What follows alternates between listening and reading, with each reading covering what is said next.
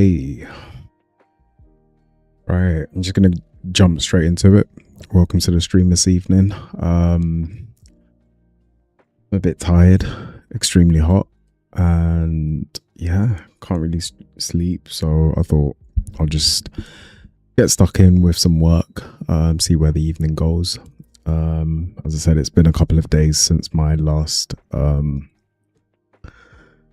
stream, so I'm just picking up where I've left off. I've been making a bit of progress offline in terms of just progressing my workflow, progressing a few of these items that I built. I noticed that on a couple of points my handoff skill wasn't triggering exactly how I wanted it to. There were some areas where it was stuck and still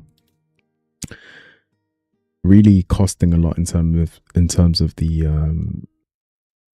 token utilization. There were a few areas within my my handoff helper where I was calculating all of the token costs and whatnot that was getting stuck. So it ended up reading, well, when I started a new session, it was reading quite a lot of the context within a new session, which was again burning up extra credits or extra tokens that I was trying to kind of be frugal on. So I've done a bit of work to fix that, and I'll be updating the version that you guys have access to on Git as well, just to reflect that.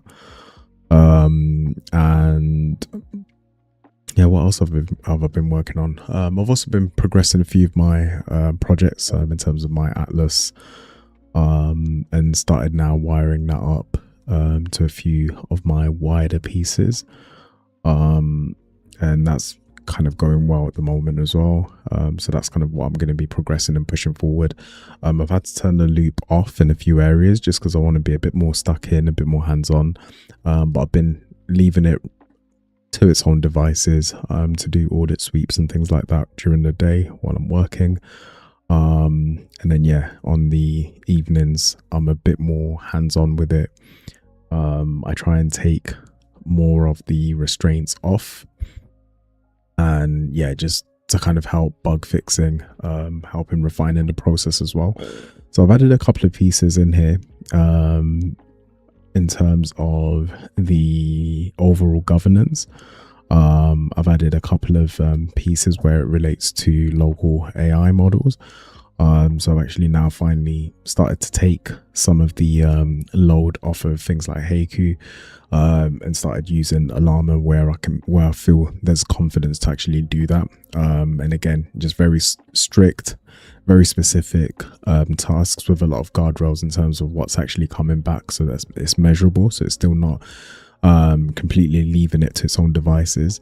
But again, just to kind of keep that cost down, and kind of claw back on some of these tokens where we can. I'm starting to hand off more in those areas, and with some of the builds that actually go out to production, I'm trying to again just refine these processes so that with anything that I am actually publishing where there is a need for an intelligence layer or an LLM model to be applied, I'm just testing the best way to kind of ring fence some of these things to add extra governance and whatnot. And yeah, that's kind of like where we're at the moment. The overall build is still fairly the same in terms of like my loop conductor, my look ahead within the workflow. Hey man, long time. How are you? It's been a few days, right? How you doing? And then my look ahead as well, I've edited that ever so slightly just to add a market facing and taste kind of wireframing, just so that it's market aware, it's aware in terms of like geopolitics and things like that, and fitment, so that with every feature that I'm actually adding to the system as well, that's all considered, so that with any extra things that we're kind of planning ahead while we're building the current slice of work, that's all looking good at the moment. Again, I've changed and upgraded this grill me again even further. So again, with some of those as well, I'll be publishing onto the GitHub so that it's available for you guys to kind of pick up and use within your work frames also. And then yeah, the handoff, as I said, I've fixed this. So there's currently a bug in the handoff process, and I was thinking that I've just opened up a new session. Why is it already at, let's say, as soon as I've opened? I know that lately I've kind of been spamming my Opus 4.8 on max in terms of the effort levels, but again, even then, yes, it starts at like 45 to 60k tokens just as is, but within like a few I guess messages being exchanged, it's already at like 120 tokens and I've not done anything. So I started to do a little bit of digging, and then I ended up finding that the token utilization wasn't wiring and triggering quite right. So I've fixed a few things within the helper. I've added local API calls as well for files, again, just to streamline all of that process in terms of calling and organizing files and how they actually reference. So I'll show you guys that as well in action in the background. What else have I added? So yeah, cost beakers and stuff like that. Sorry, breakers, not beakers. With regards to my budgeting, I've added confidence matrix as well. So for some of the messages that are coming back, we're adding like a self-adhering, self-learning element to our, I guess, the audits in terms of every message being exchanged is now getting a confidence score. So that's currently what my agents are working on in the background. So if I just switch, hopefully I haven't got anything too crazy on the screen at the moment where I can actually just go through it. So I'll show you where I'm at with that. So yeah, so I've added an intelligence ladder. There's a couple of things here that I'll explain once we get to that. I'm plugging all of these things into that Atlas view that I've kind of been showcasing as I've been going along. So all of these things are kind of now starting to wire together. So again, we've got our grader, we've got our mentor now that's actually sitting on top of that whole database of, yes, my messages, my notes, my conversations, my journals and things like that, so that everything's kind of now it's starting to use a lot of those strengthening metrics and scoring metrics and similarity metrics that we applied a couple of weeks ago.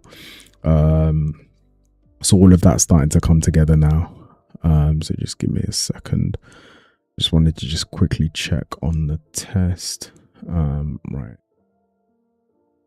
But now, workflow. And again, as I said, I've switched off the loop at the moment just because there's a couple of things that I want to steer on and tighten up with this particular slice of work that I'm working on. I didn't want it just to kind of go off the rails and then me not be able to I guess be able to be as involved with how all of this is wired together, because there's a lot of moving parts here, and this is kind of like the MVP for this particular project. So there's, just again give more context, because I know that you guys can't see my my full you can't see my full screen in terms of like the codex, sorry, not the codex, the Claude Code window that I'm actually in at the moment. So there are 4 projects that are currently being worked on at the same time between all of these different agents and whatnot. 2 of them I've just got on a fast tick automated loop, so they're going through that iteration that I just had up on the screen. Yeah, they're going through this periodically on the fast and slow clocks that I've gone through before, and that's just on autopilot. 2 of them I've switched off the loop. They've still got the slow sweep, the slow cron on, just so they can do any sweeps and things like that. But I've disabled the loop, and we're kind of going through it tick by tick, and there's a lot more manual involvement. So the reason I've done that is because a lot of these decisions now sit with me with regards to how we're actually. So let me just quickly go back to this a second. I'll show you. It'll make a bit more sense. So with a lot of this at the moment, it's wrong project.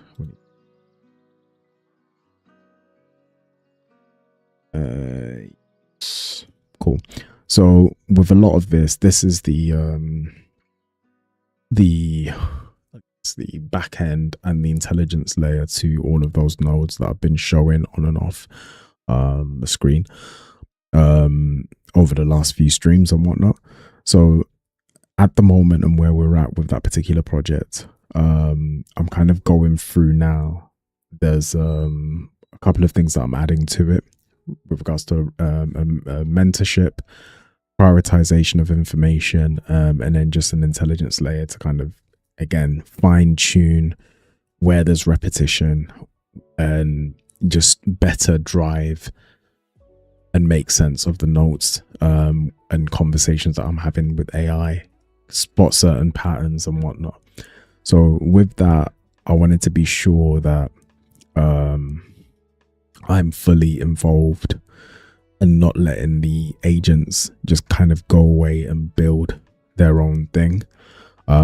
So this required a lot of like peer review. I was going back and forth with it, dropping MD file after MD file after MD5 with regards to like how I actually want the confidence to work, how I want it to handle certain things. There was a lot of confusions in terms of what I meant by local first, because when I dropped in something that, you know, related to local first, it ended up taking it as local models, whereas I actually meant the local nodes in terms of the data. Look at my locally stored data so that it's a completely offline first system, rather than relying on everything that's in the cloud first and whatever else. This should be able to work whether I'm connected to the internet or not, whether I'm plugged in or all of the MPCs are on or not. So we've got all of these bits that we're kind of peer reviewing, grilling, going back and forth. Kind of, again, it's getting certain things wrong here and there. So, you know, I'm about to tell it, you know, you're supposed to peer review my thoughts, not blindly start to apply the change. And again, that was kind of on me because I didn't have it in plan mode at the time. I had it on auto mode. I've been so used to just having it in auto mode. So yeah, so we've just kind of been going back and forth, ideating, just refining what intelligence actually looked like and what I actually wanted the platform to actually do with that data once it's in there. So we've kind of ironed out some of those core decisions for this particular project, and as I said in the previous weeks prior, a lot of this stuff is going to be I'm just going to fire this up, so I've also got a view up of what I'm actually talking about as well. So as I said, a lot of this is going to be feeding a lot of the things that I am actually doing and building outside of just being a platform for this project on its own. I want it to be multiple use, and I've already got it plugged into 3 different work streams. So far so good. We're getting there slowly, and that's the whole plan. So I'm just gonna quickly sort something out. I need to get the page up screen as well. You have to bear with me. I'm quite hot today, and I've been at this desk for the majority of the day, baking, absolutely baking. But it's too hot to sleep, so might be here for an hour, might be here for 2 hours. Who knows? But as soon as I get tired, I will be making a sharp exit off stream. So based on the project structure, industry process. Okay, cool. So right, I'm just gonna get this up, and then we can go from there. Give me a sec. Right.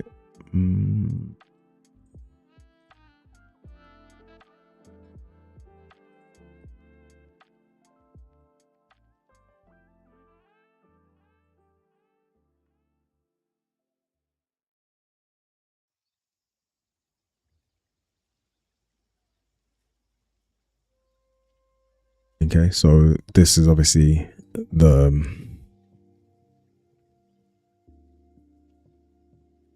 what I've been talking you guys through. So this corpus now is at little over 130,000 edges at the moment.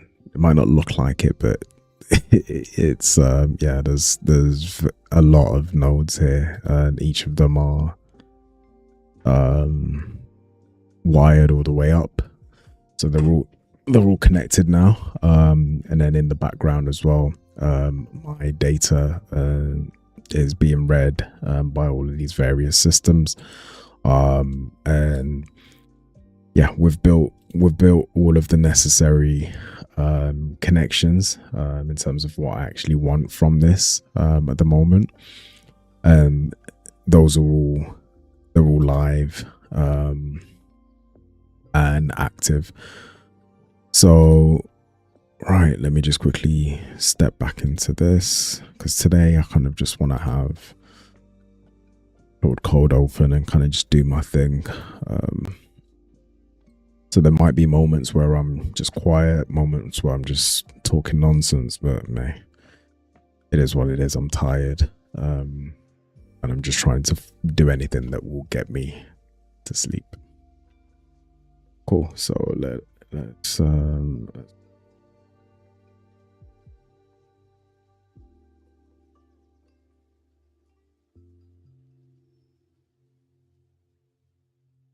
want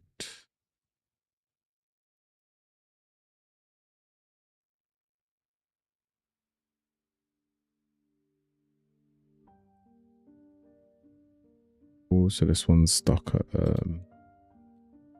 a human only decision.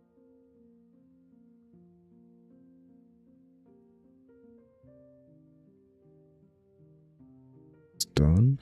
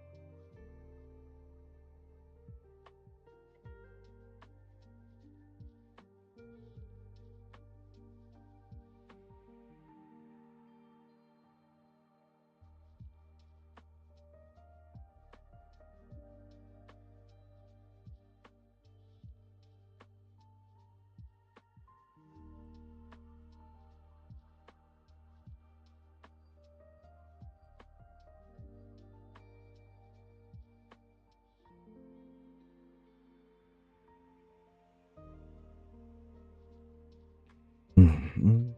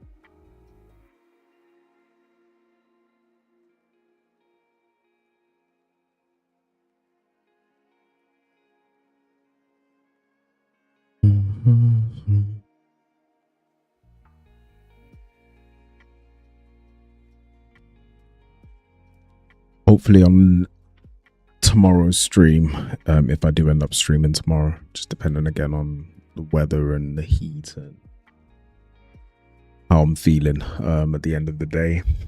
But if I do end up streaming tomorrow as well, I actually want to get to go through the structure of the, I guess, the file structure a bit more, in terms of just the speed and the performance handling, how I'm doing the local APIs and the API calls between files as well. So I just want to kind of go through that and show you what that's looking like more from a project governance perspective as well, for this whole code base and projects in general. Yeah, so I just want to put that in.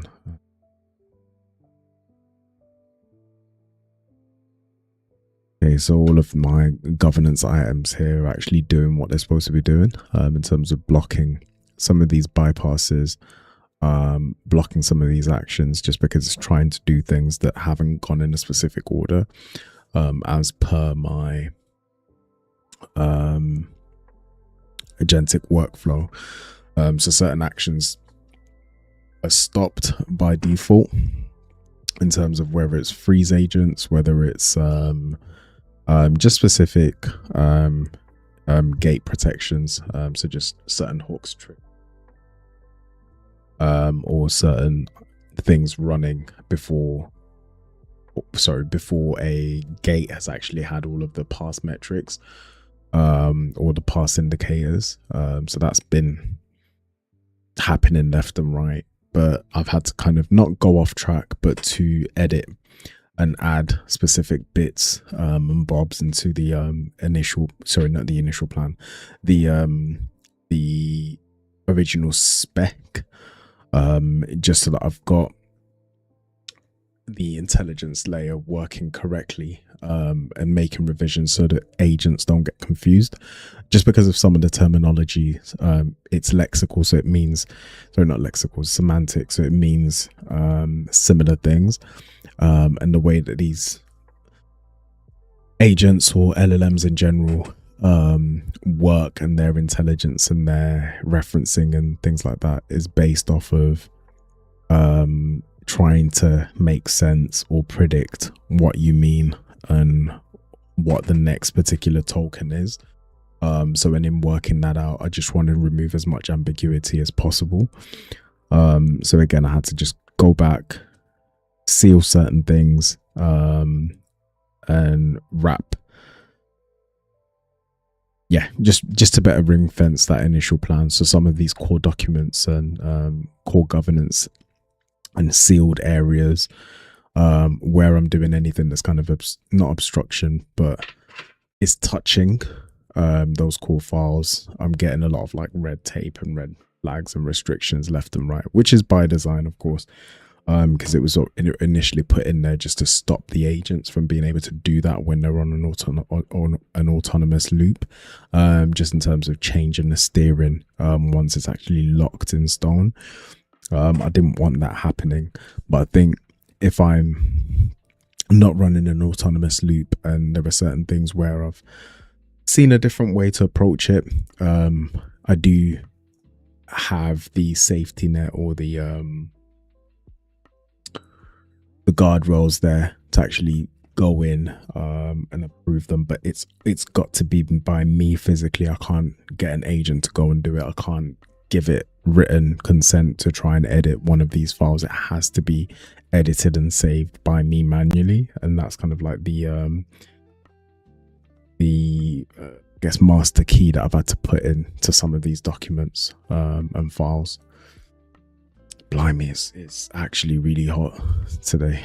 It's really, really hot. Boy, I'm sweating. Actually sweating. Oh, so wait, but there's no findable slice or decision transcriber consistent. with the loop info denied, skill MDs, the authoritative source for how the spec freeze transaction. Wait, what's going on here? That was a global. Okay, cool. So the website only zero rights. Edge tools. That's how slice 25 spec block legitimately landed. A tools transcribe tool, decisions resolve contract, wrote it via script, and journal the fork resolution. That was me that did that though. The hook is specifically guarding me from hand editing the grader. Golden rule number 1, it is not something that I should root around with a bash script, because that would defeat its intent, which is essentially what I've just described to you guys. So the spec MD right must go through either a sanctioned loop transcriber or a human. Let me check whether. Okay, so you could have just asked me now though. Critical discovery story. Blasted a whole session going through stuff that this thing should already know. Genuinely really sweating. I'm gonna need to get a towel. Yeah, I'm gonna need to just quickly get a towel because my face is sweating. Give me a sec.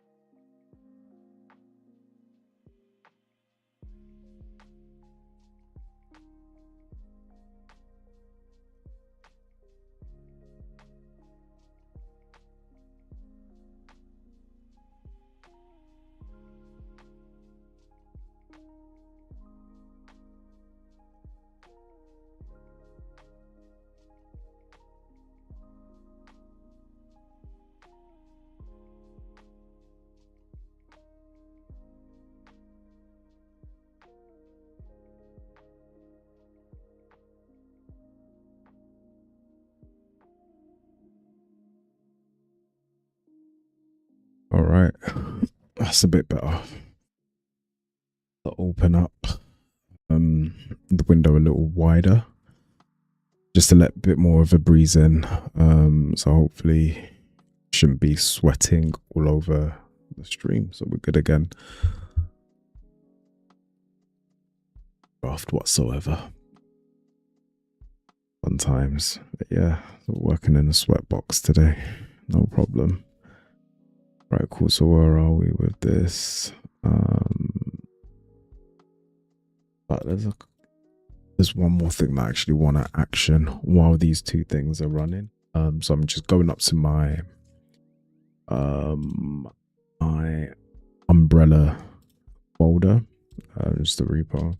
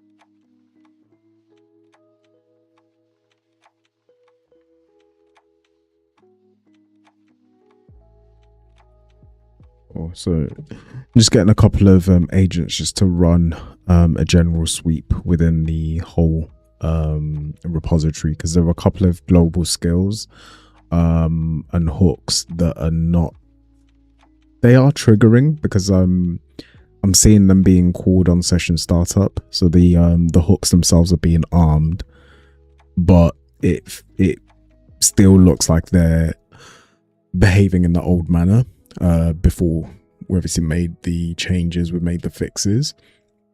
And then I'm noticing as well, I'm having to remind it every time on even like on the map, not so much on the autonomous loops, but when I'm going through it one tick at a time, it's not really respecting the sequence, I guess, as well. Because all I'm still kind of running the same loop and the same governance and the same order. It's just that the cadence is slowed down. I'm doing it a tick at a time and it's not on auto. So I've just got a sweep going just to kind of see make sure that all of the connections are right. And that should come back to me in a moment, just to kind of confirm that. And once it does, we'll be able to pick things right back up. Why is that showing that? It's not what I wanted to have on screen. Yeah. Cool. So I just want to see what these guys are quickly doing.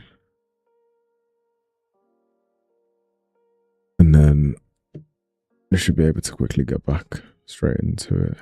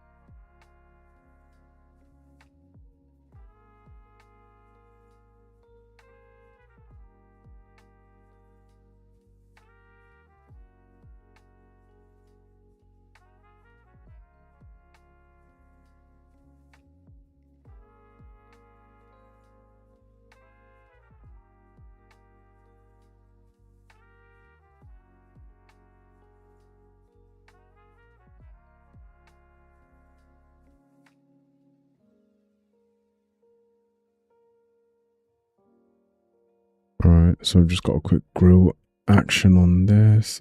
Corporation. Start the grill me there. Okay. So my little guys are running in the background. So yeah, so I'm just getting the audit back for the handoff skill token cost, the autonomous loop health. It's finished doing the memory measure and whatever else. It's locating the loop state and timestamps, region split, whatever, just to get all of this context. And yeah, once these guys have finished doing their thing, yeah, we'll be able to try and see where things went wrong with that particular process, just because, yeah, as I said, all I'm doing is running it on a single tick.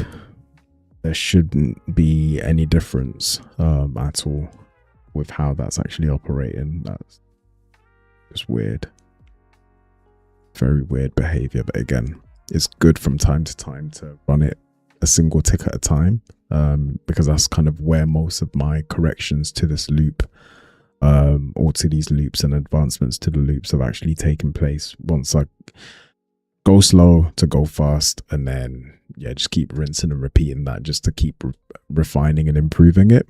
And then even in that refinement and improvement process, I've ended up building that into a skill and I guess implementing it into my workflow as well, just to build the logic for self improvement and self refinement in terms of my approach to it, systemizing that, giving it the ability to do that for itself, and then just continually building that in so that it requires me to be less hands-on with it, because there's been a couple of times where it's even caught itself doing something that I wouldn't want, and it's good to just read to say I was about to do this, or something was happening over here, and then just before it kind of committed, it realized that I've redirected it from doing that previously X amount of time, so it doesn't think that this is the right direction to go because of the confidence rating and the decisions that it's making. So all of these things are having a bit of a payoff, but again, doing it this way gets to highlight some of these things. So I can see here, the heck, so I was right. So the look ahead, yes, it's reused and steer, and it's run by the slow clock. So that in itself, I think I just need to improve the cadence of it, because if that's something that's running within my slow cron session that's refreshed every 4 hours, no, every 3 hours, then that's, that needs changing. We need to just strengthen that so that it's running. I'm probably going to attach it to not a slice completion at the start of the testing per slice to trigger the plan ahead at that stage, because the test process, like the two can run side by side.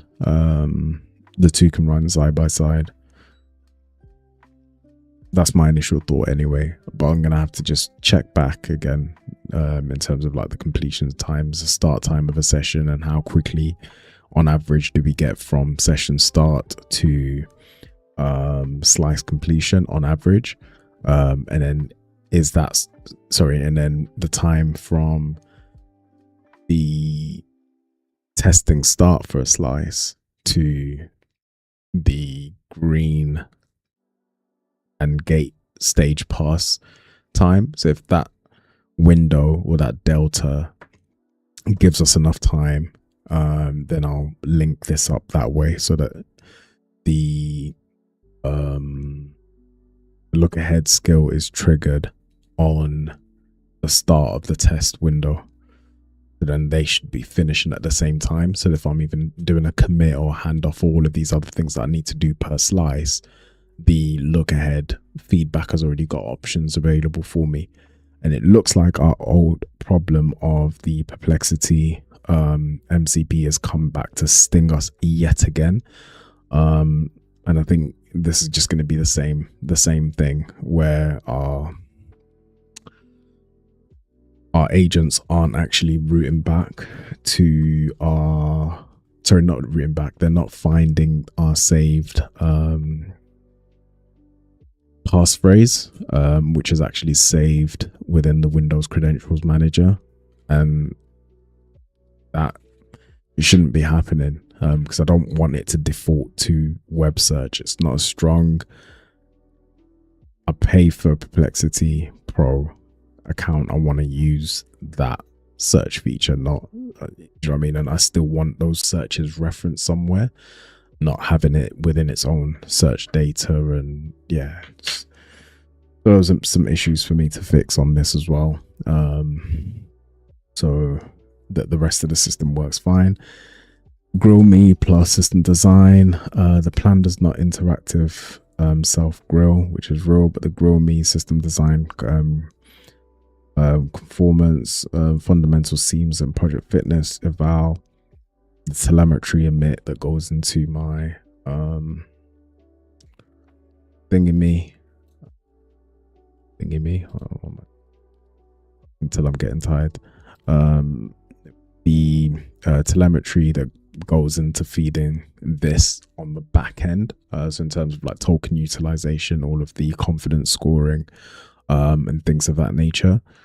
So that's what it's referring to there. What was it actually saying though? Cut the session cost. Right, so let me actually go through this first. Several distinct work streams fell out the audit. Which should I tackle now? Right, so cut session cost. No, it's not about cutting the session cost.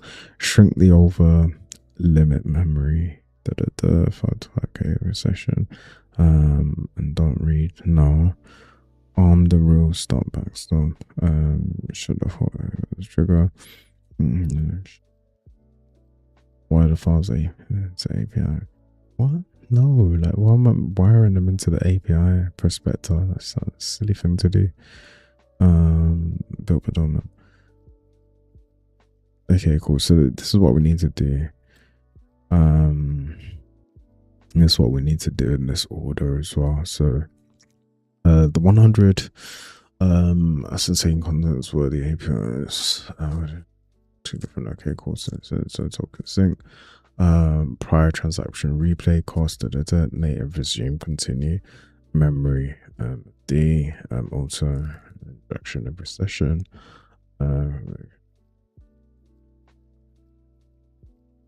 Yeah, so that's the cut off fix mostly behavior as a whole, put in handoff skills so that you don't need to resume and again handoff injection. Yeah, name both in the and then there's a stage handoff fix. It's still staged. No, yeah, okay, cool. So it's installed live, but the memory note saying the human step is not installed as Dell. I'll fix that memory, but the check stop hook shipped never fires. The global stop hook runs auditor plan probe instead. 155. That isn't frozen on its own. API files are built in dormant. ID built by dormant. That's not a memory tool. No memory contents. Okay, prompt caching that. Okay, course and important categories. So you still need regards to look ahead. That's fine. What I do to achieve highest value. No, I don't even want this to be a what you do in what order.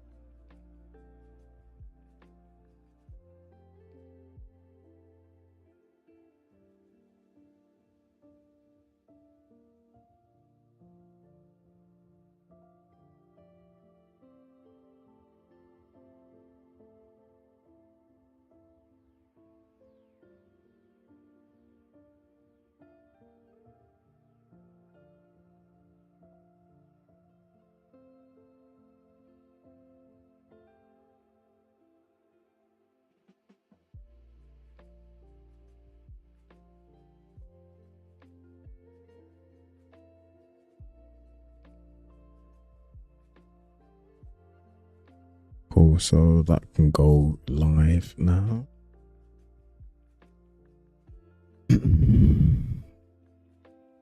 Extremely annoying.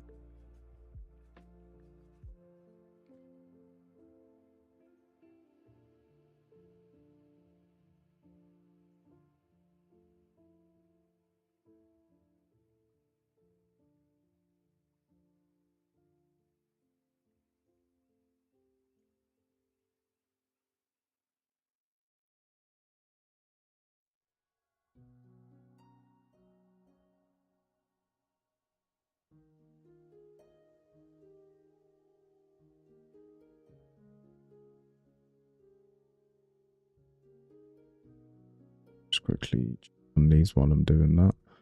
I've confirmed a re-engagement mechanism.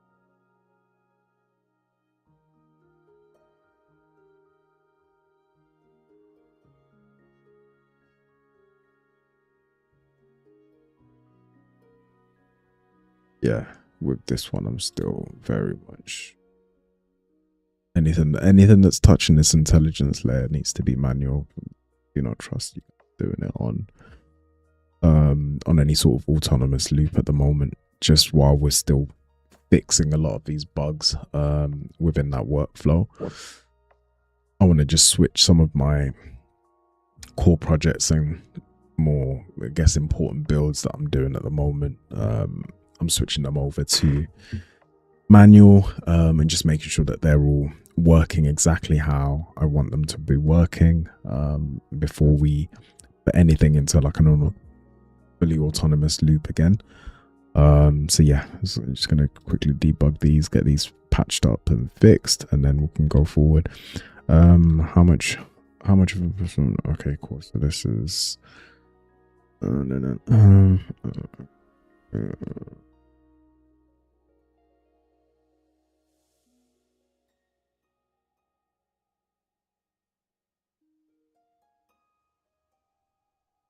yeah, overload it because I still want to be able to quite a lot of that stuff.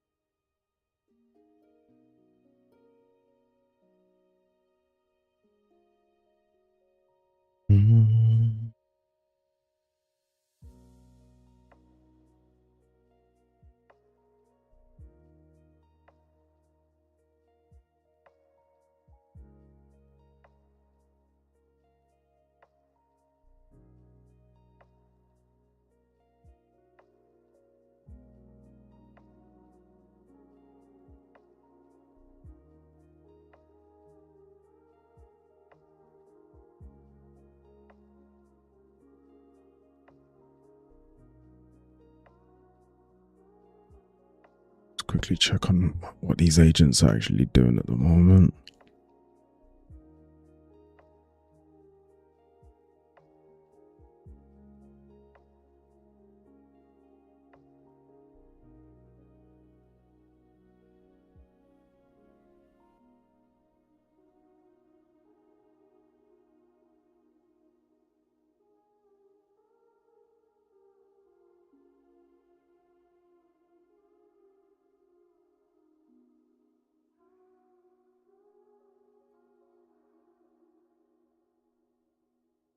I don't know why he's saying that that file doesn't exist. I'll come back with a completely different answer to that, because we definitely wrote all of the rules into that file. Right.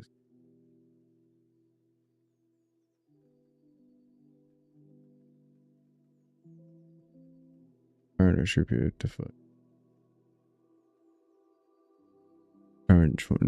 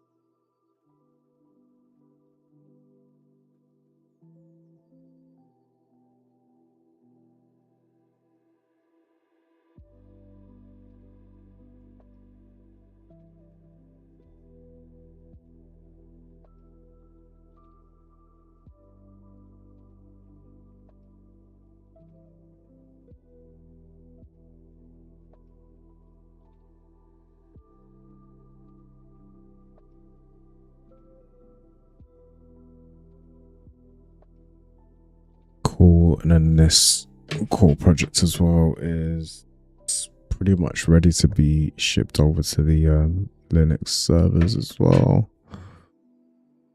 Because smoke testing on that is complete, and the final few features are done as well.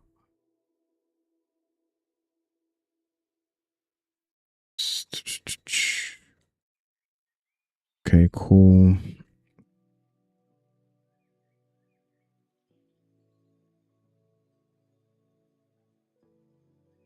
This bad boy.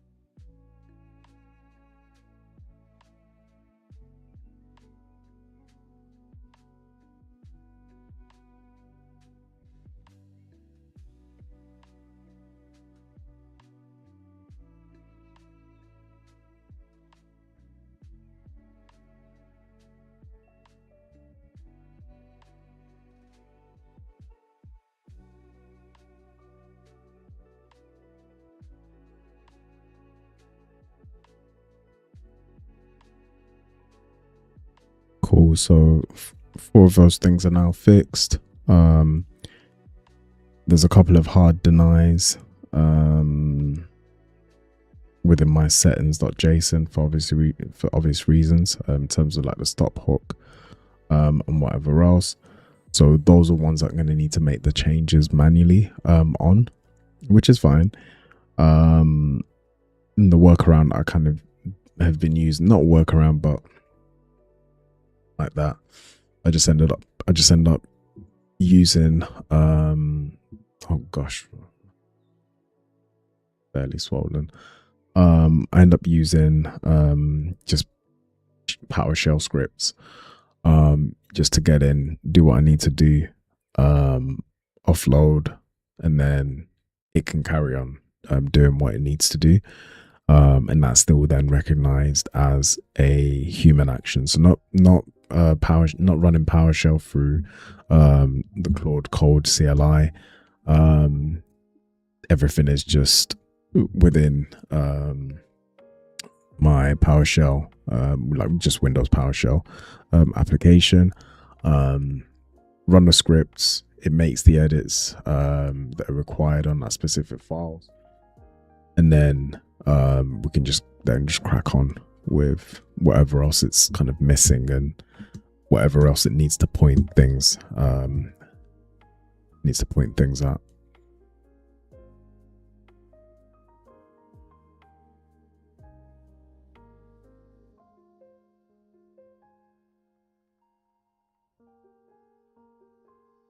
Great. So while it's doing this, and then just wiring things into the various projects, wiring the quality loops into my build loops as well, and then verifying all of the surfaces and things like that. So I'll probably need to restart Claude Code once this is done. I'll do that at the next kind of like handoff, when all of agents that are kind of running any sort of meaningful task at the moment get to a checkpoint. I'll do that then. Freeze as is.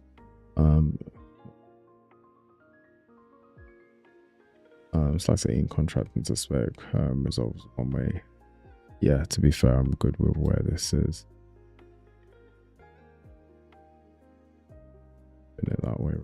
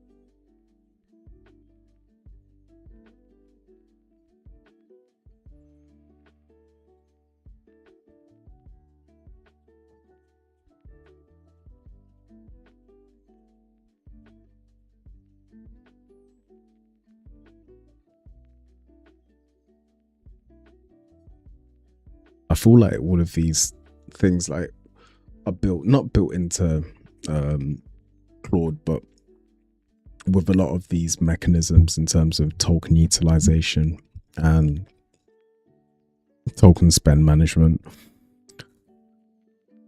like you do kind of see the unethical things that Anthropics puts into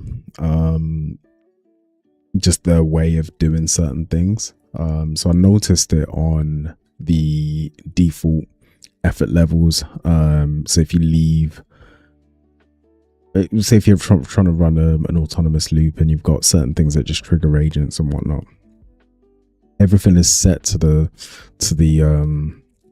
agent or the flagship, but it's not set to like a medium effort level. It's set to the one that actually burns the most credits or the most tokens, just to kind of get you to that point of hitting a limit that little bit quicker. But yeah, so there's a lot of just core ring fencing that I've had to learn the hard way, because just literally I was opening up sessions and thinking, right, okay, I'm doing things in the correct manner. I'm keeping things quite organized, quite structured. From a best practice perspective, I'm compacting things down like quite neatly. But then when I'm looking at the token spend at the end of each session or at the start of each session, or in the middle of a session, if I just check randomly, I was noticing that less and less is actually getting done before we reach the threshold. And that's kind of what led me down that rabbit hole of actually investigating and trying to figure out exactly why that context window is being hit a lot sooner. And yeah, that's when I've discovered that a lot of these things were not wiring correctly. It was still reading the full the transcript for the previous session, and obviously as that's going along as well, and the longer the project work goes on, the more that stacks up. So you'll end up like getting to a point where you're at 100k plus spend just catching up on the summary from the last project. It's not really how I want compacting to be working. But yeah.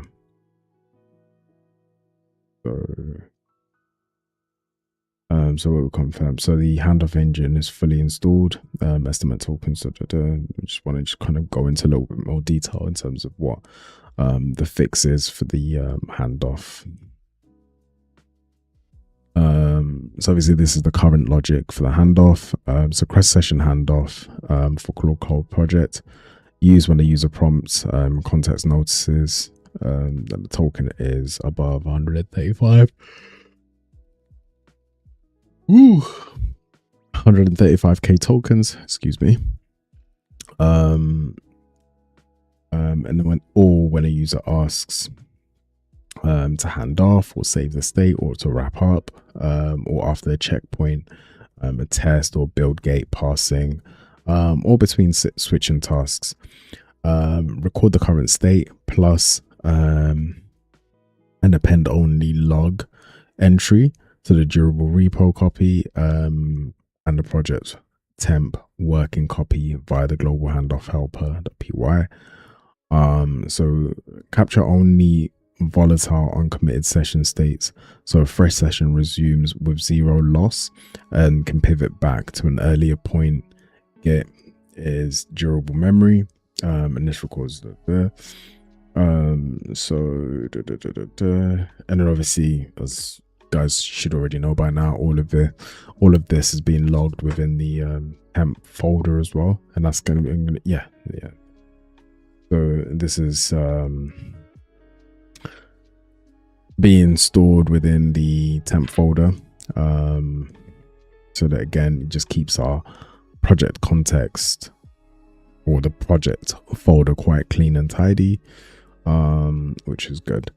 So then on resume, the skill does nothing.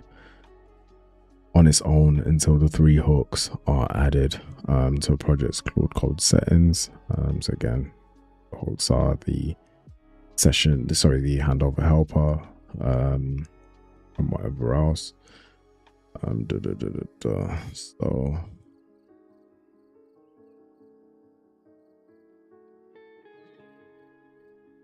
okay, cool. So let me just see the handoff context estimate. Yeah, that's fine. There wasn't an issue with that anyway. It was always quite close, so I'm not too concerned about that. I have what I need to make my own edit. Yeah. Love to see that. Session start, hook injects the latest current session automatically before acting. Confirm. Do not. Obviously, I've already read these. Do not already. Confirm the handoff engine is fully installed and estimate token, blah blah blah, which is fine. Now my biggest guarantee session cost when it's fully in my hands, shrinking the 20 over 24k B limit, Brighton index, one tight line.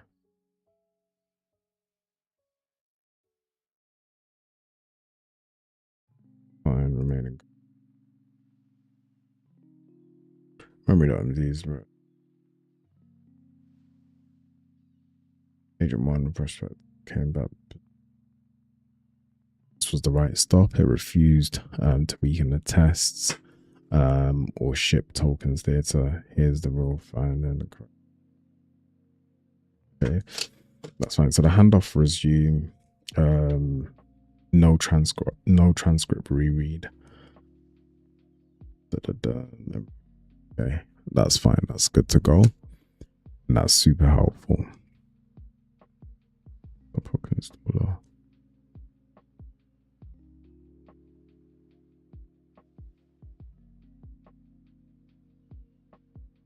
Okay, cool. So, and then we've still got a couple of agents that are running research on the network. Serial. Okay, so we need to fix this perplexity issue as well. Are you? Okay, yeah. Actually, are over 200k. Agent 2 wired all.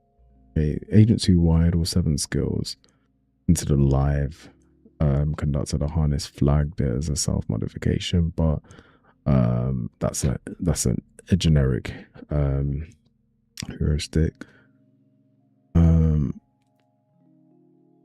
Lord. This path explicitly allowed the user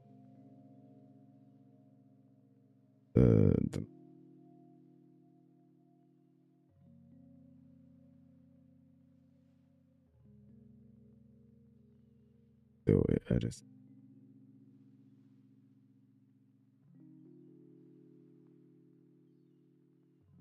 Declaring victory.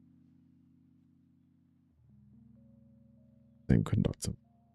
So yeah, so even like see these little checks where it's kind of going back and just making sure, because it knows exactly where some of my roadblocks were before.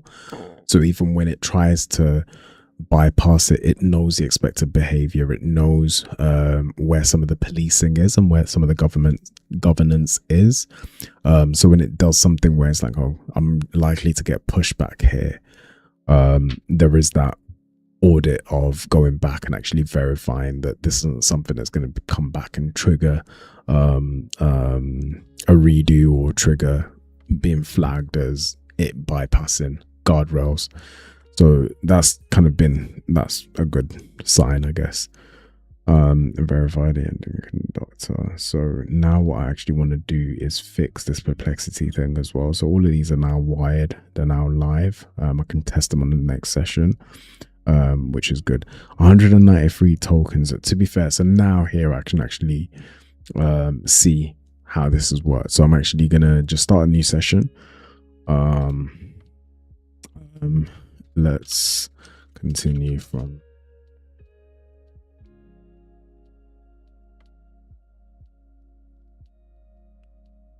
a handoff. Or should it actually, let's actually yeah. So this is just testing. Oh, actually on this installer.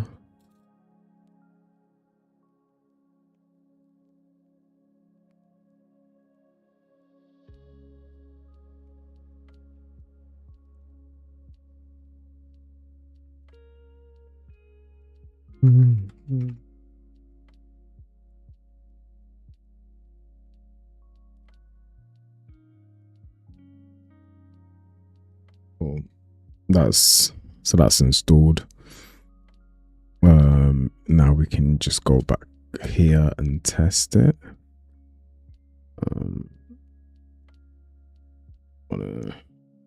Should really be restarting the application, but I want to just see if it picks it up if I just do a new session.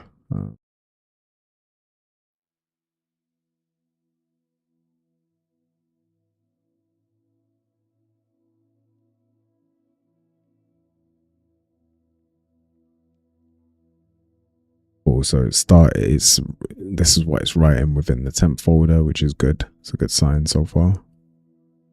Good signal.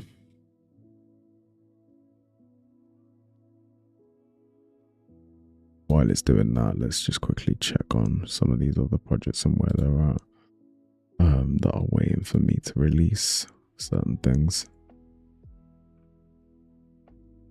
Cool, retry it. What's going on here? Okay, connection normal feature, no exhaustion. Okay, range,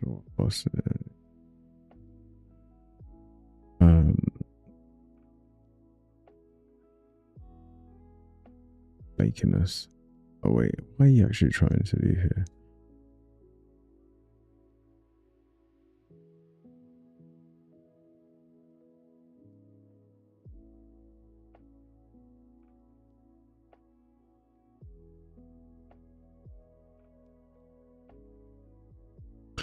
This actually needs to stop being silly. So there's no action for this to be taken at the moment. That's fine.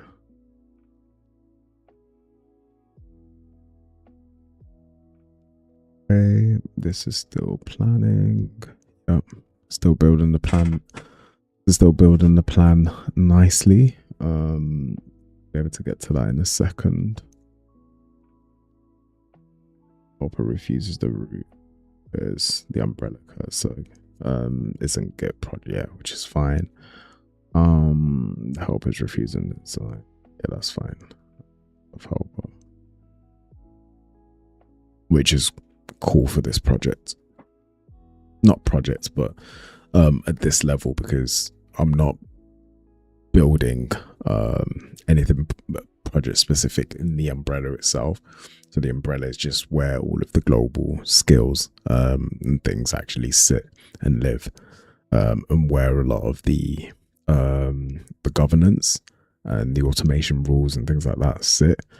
But then there's obviously skills and things like that are running at a project level that are just specific to certain projects. One genuine gap. Service not handoff. Can't hand off umbrella global work. It requires a .git. Wait, hang on. But we set up a Git for this. I'm sure we did. Third my files record. But this isn't. Okay, cool. I'll get to that in a second.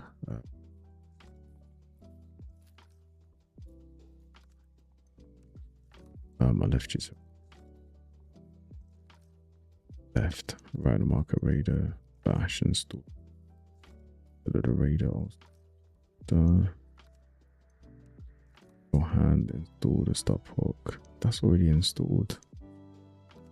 The stop hook is already installed.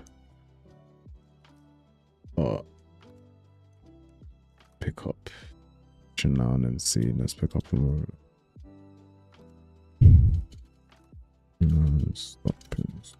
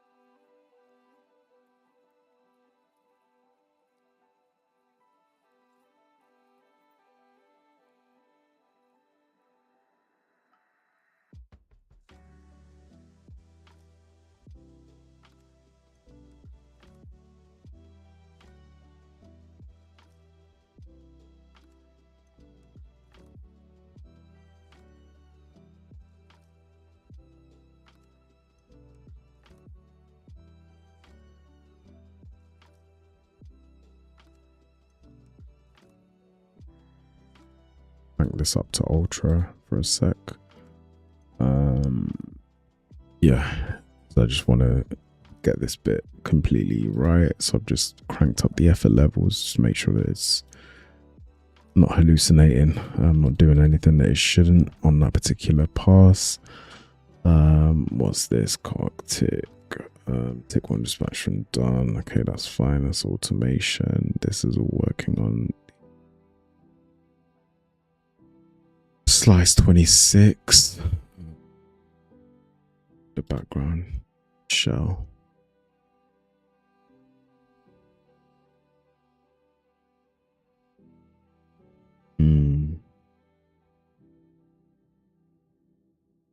What's going on with our confidence matrix? It's not good.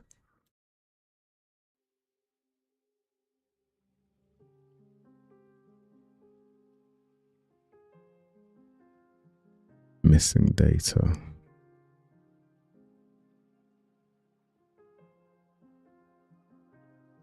What's the reasons here? Build import error confidence matrix from personal manager. Red until build. Okay, cool. So it's because it's missing data from my EA. Okay. I'm guessing it's not been loaded properly yet.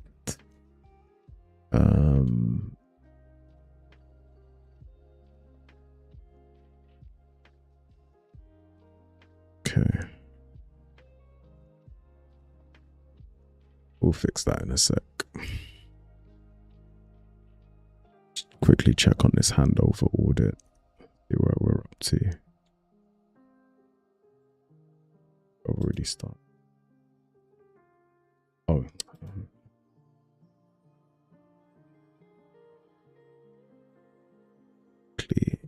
See where we're good.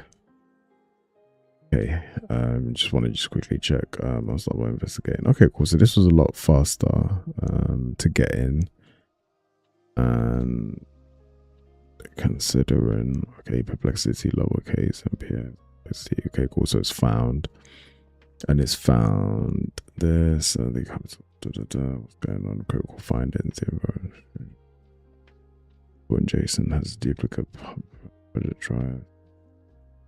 What would it's not in this. I've forgotten how I rooted it, but it's not this.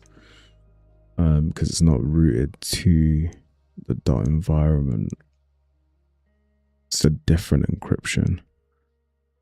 Come on, you're burning and costing me credits on ultra code, so you need to figure it out. You should be able to figure this out.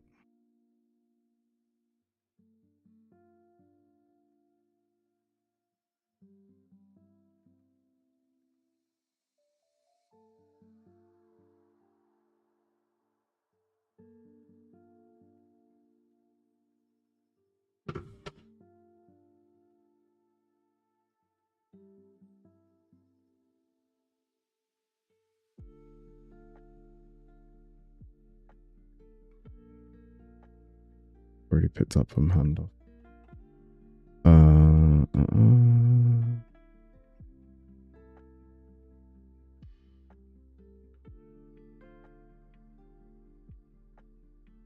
But you need to.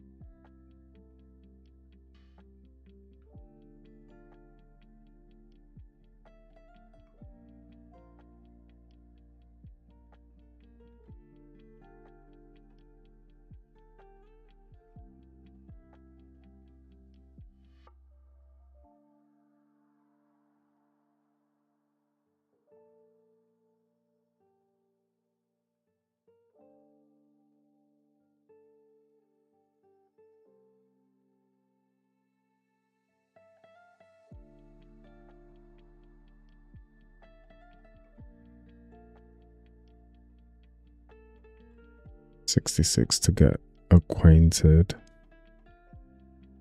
But how is it doing this? It's still not supposed to be using shell. Okay. That's good so far, to be fair. It hasn't reading perplexity. Research. It's going straight to the point though, I guess, which is good. Right, so go back to this. Now I have a complete picture. The capital perplexity server node is Damien. Attached launcher with no environment block. It relies on Cursor's extension being alive, and there's no passphrase. So headless subfolder context. It can't find the token, which is fine. Crucially, the deny falls to settings in J. So let me verify this. Confirm me until Firefox. The smoking gun perplexity is connected, but perplexity's capital daemon failed. Fix single server name. Using a proven phrase. Okay.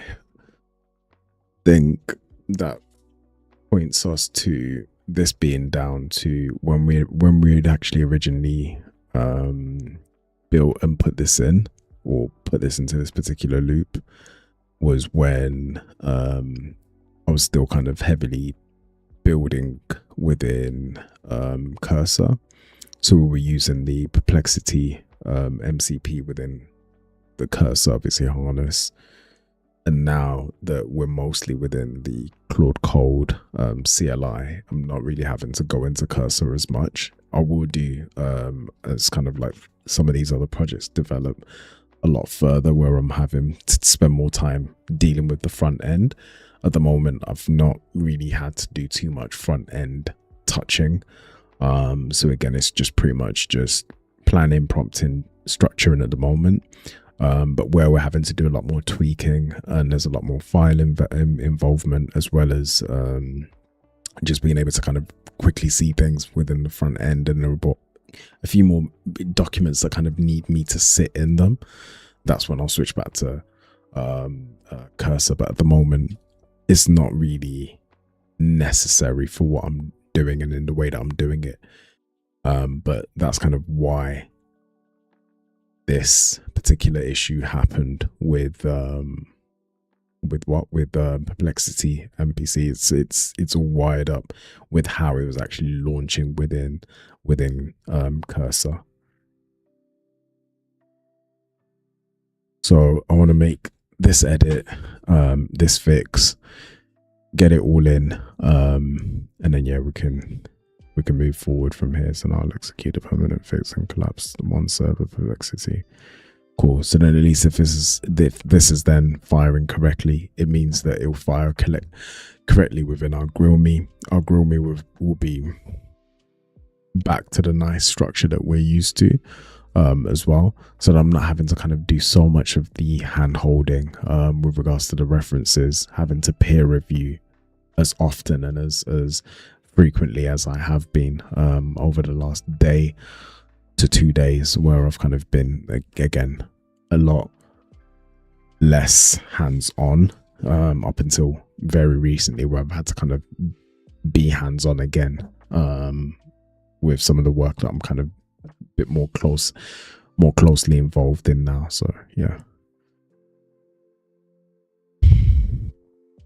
So what are we on here? Done.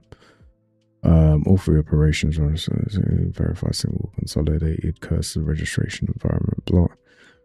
All right, so then the consolidated verified one complexity server. Okay, cool. So now let's actually test it within the loop.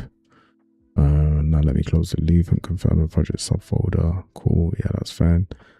Now let's trigger it. Let's launch it, test it. That's doing that. Dot block installed. Cursor, why are you doing this?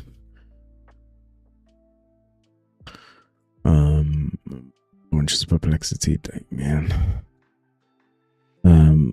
That would still contend with the browsers, memory, So this may be reintroduce tension. So let's do that.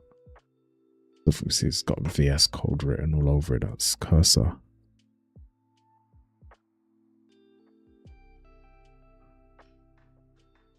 Complexity. See where we're. That's the complete. Context handoff is complete. Freeze. All right. So then I can just again trigger the next sprint for this one. Continue. Last tick.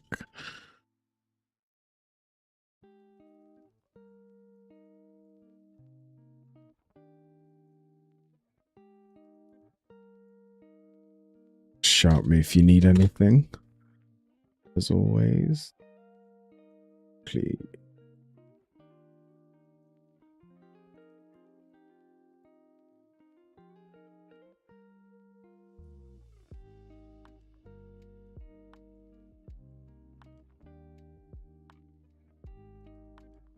This is doing at the moment with the database is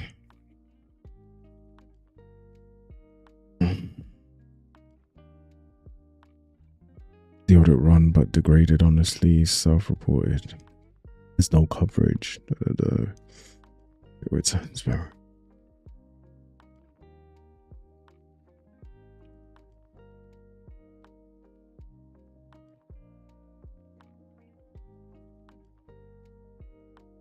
See what we got.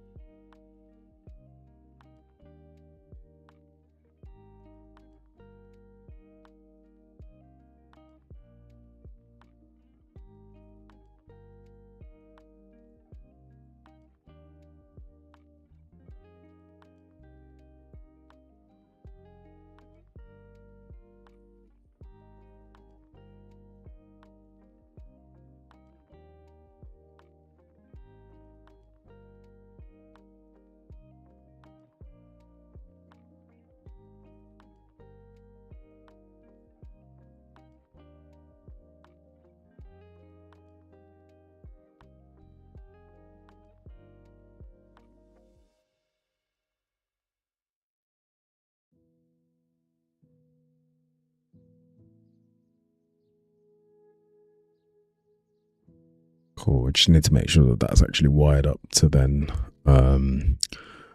be used by all folders. Just waiting for an input from me. Current state loop.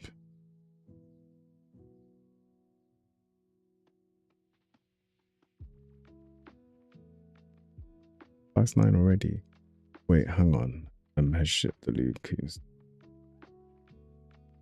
Ah, okay. So this would have been the so the layer that's actually building for one of the APIs out for this project. Running like 3 different things at the same time. Thinking 9, all the others are in double digits. Why am I in slice 9 for this? But yeah, this is a recent piece of work that I was finishing off. Cool. So where are we on this?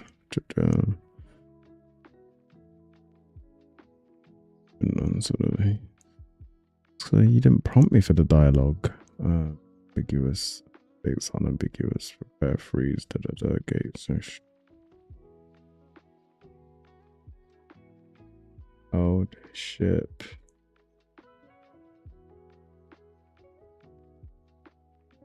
One good to degrade coverage.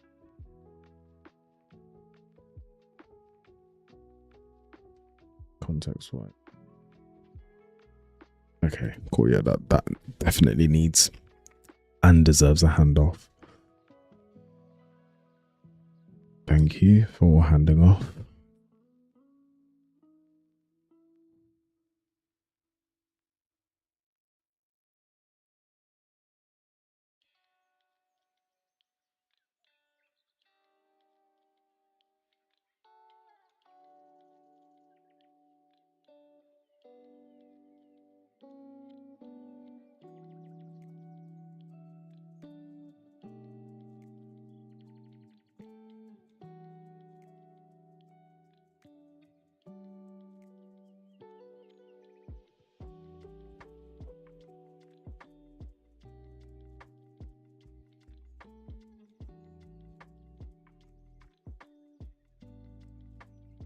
All right, who's actually logged in as? Can we actually log in and verify? Can we actually log in and actually verify the agent that this logs in as? But not the agent. Let's get rid of that. Can we actually do a formal test as to who this is logging in as? I want to make sure that this is actually logging in as my profile rather than the generic Perplexity base or Perplexity anonymous account.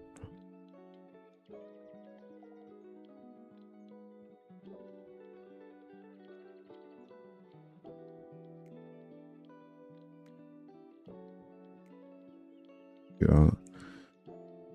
Pinged off. Operation. Yeah. Oh.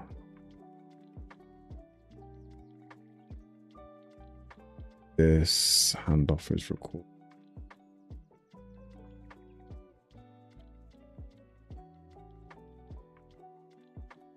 Can you pick up from handoff and then do a zoom out just to show me where we've gotten to in the grand scheme of things, where we're at now, any outstanding actions, and then the plan ahead for the next slice. Cool. So that's in.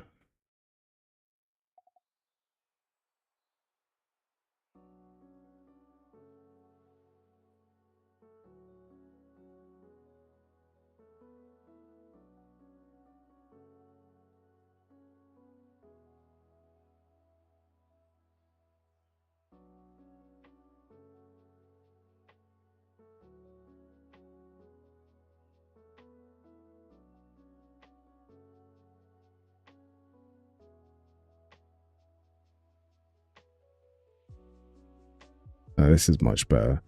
It's getting to the point a lot quicker as well, rather than reading a bunch of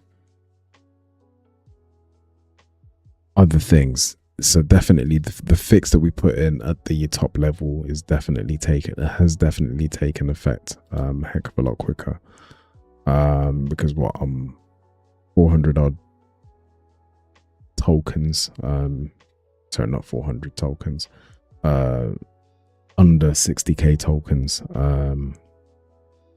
I know that this has a bearing on the current, sorry, the current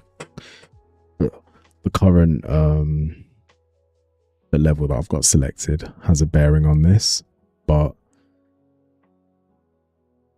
yeah, I think we're good. So I've just triggered a couple of skills there that we've got within our repository. So the zoom out just gives us the ability to kind of just see where we've gotten to, where we're currently at,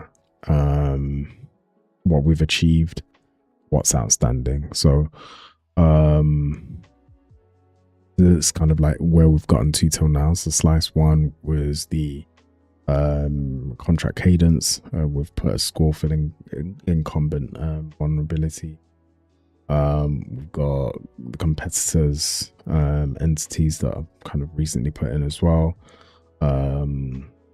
Another platform that I've kind of built an API into, and then matching that data where it needed to be matched, and then created this. So then the persistent registration, exposed the recompute pipeline. So yeah, cool. So this is all working. So then what's next? So there is no slice 9 in the frozen plan. The handoff repeatedly says slice 9 is not started, but that's to state the machine's generic language. So this is nice. Outstanding actions and competitors. Okay. Confirmed. Active past 20, but in every phase maps the screen for dashboards to none of the 18 persistent. They were verified at build time on could regress. We can be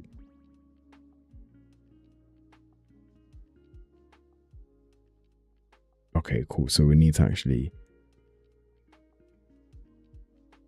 audit. Okay, so I think great. So I think this would be a great position to do a sweep for slice 8. And then we need to actually do a full smoke test and real life test of the recompete.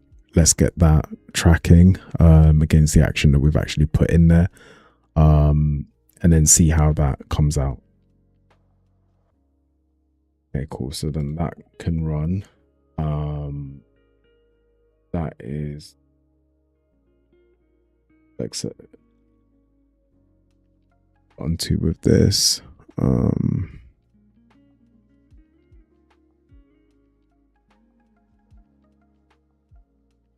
How you doing, Essie? Hope that's how you say your name, Essie. Essie.com. Let's go. Thank you, man. Thank you. How you doing? How you doing, sir? Also, this and R1 clients are with it. So that's currently running the 2. Okay, cool. So my slow session and the fast clock has also started on this one. And this is now building out or working on the plan, I believe. Personal render.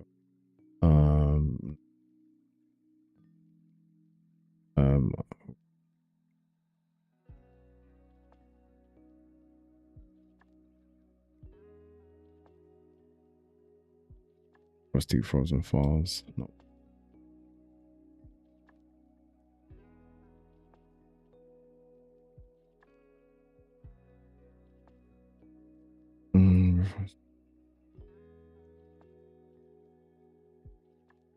The handoff says freeze modifiers exact sets as the plans wrap to. That's a contradiction.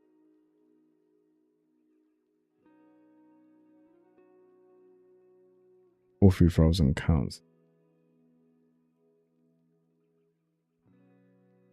That's 18. Adds persona auto. Okay, cool. So we need to just quickly fix these as well.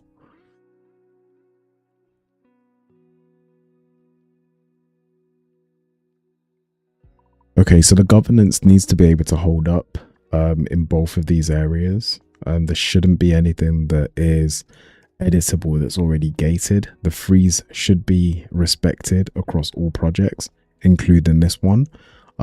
We may have edited it within shell on a prior slice, but these should have been locked back down. Just review, do an audit, run an audit on where we're at, and then we'll review the report back from our auditors.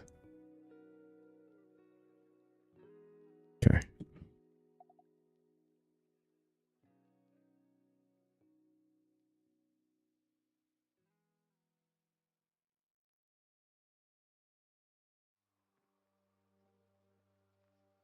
The git blame is conclusive. I had a counter certs edited place. I'm pretty sure it would have been the shell stuff that we edited earlier. So in place of the migration, prior counter cert, sanctions, precedence pattern. Yeah, this looks like it was from slice loop.py. That would have been something that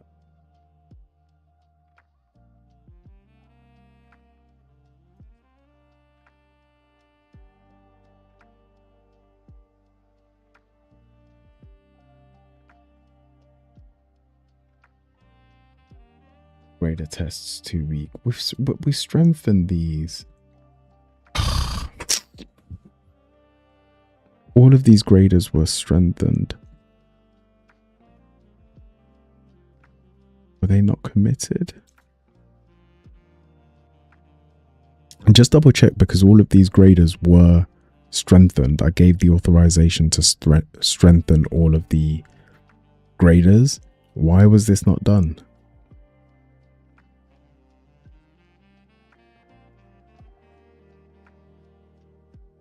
All right. Let's let it go and do that. Let's just check if this is actually logging in on my account and whether it found my encryption key or my passphrase email. Perfect.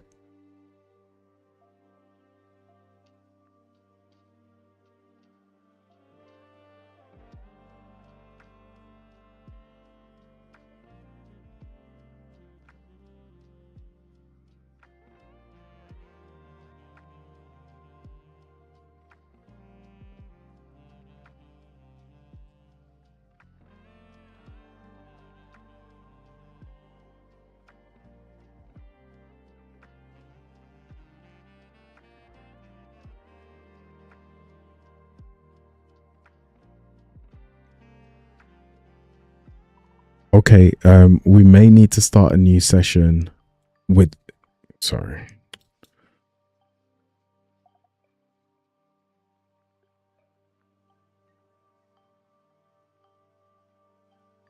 When we start a fresh session on our headless browser, trigger a new re-authentication. If we need to trigger a new Damien connection, let's start one up.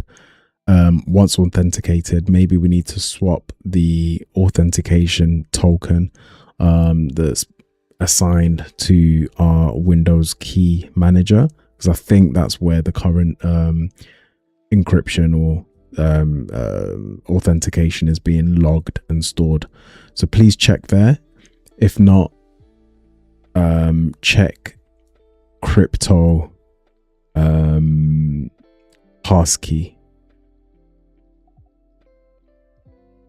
Okay, it's going to be in one of those two places. Oh, let's just check that, because to track down and get that session authenticated and then bake it in so that it's constantly tracking back to the right place to find our authentication as well.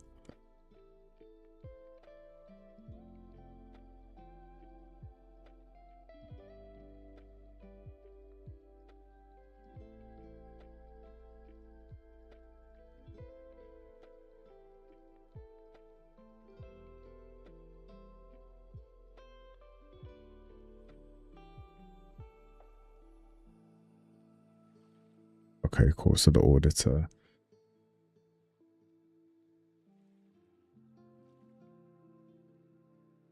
last audited? Goes no.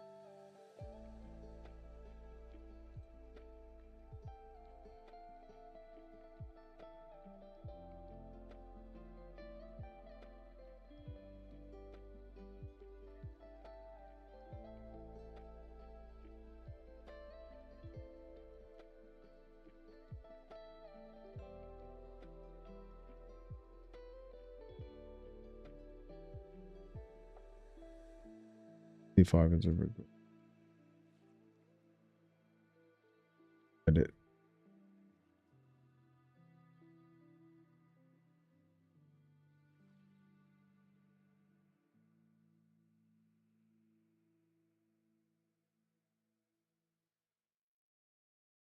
Freeze tool in local.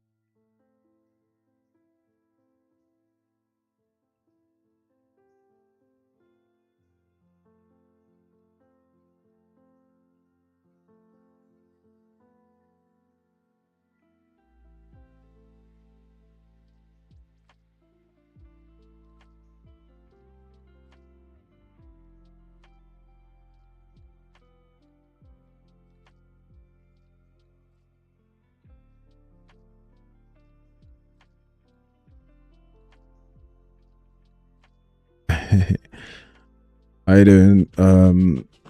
Delight. Yeah, good to see you too, man. Sorry I've been missing for a few days. I've had to just put my head down and focus, and it was a bit of a busy weekend with the family, and it's hot over here in the UK, so I just thought, you know what, I can't sleep, so let me watch a bit of football, and then halfway through the France game, I said, you know what, this game is it's not that it was boring, but there wasn't really much action. And then obviously the rainstorm or the thunderstorm or whatever delayed the game, so I just thought, let me just start the stream and pick up, because I want to still continue this habit of pressing record while I'm doing what I'm doing. And yeah, we're making good progress, man. We're making good progress. At the start of the stream, I kind of wrapped up where I'd gotten to on the last session. Yeah,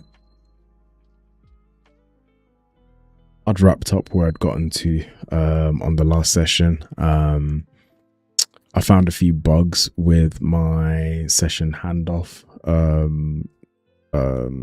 hooks and helpers, so I was fixing that at the beginning. And then there were a couple of other errors that I was tweaking, and because I've now finished this ingestion,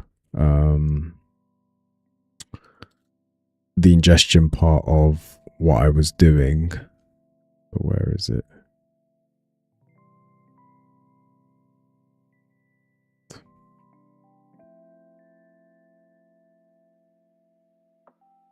don't know why it's not showing on your side.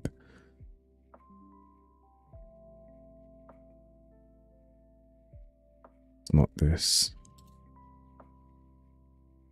It's not this. Yeah, I'd finished putting together the strengths and the weighting that I wanted to add to this, and then I've started plugging it into a couple of systems now as well. So I've started to kind of like build it into my prioritization project that I'm putting together, and I should be able to show you guys the front end of that within a couple of days. At the moment, it's still just getting all of the data structure and things like that correct.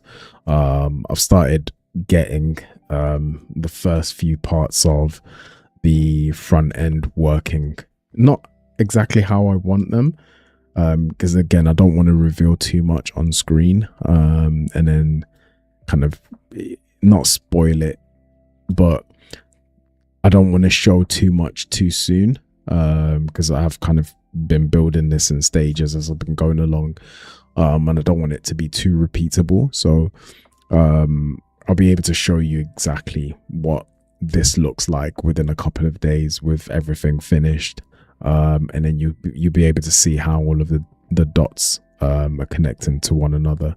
But in terms of like all of the reference points, everything is all geared up and it's feeding the right places. It's now just tightening. Is it open source though?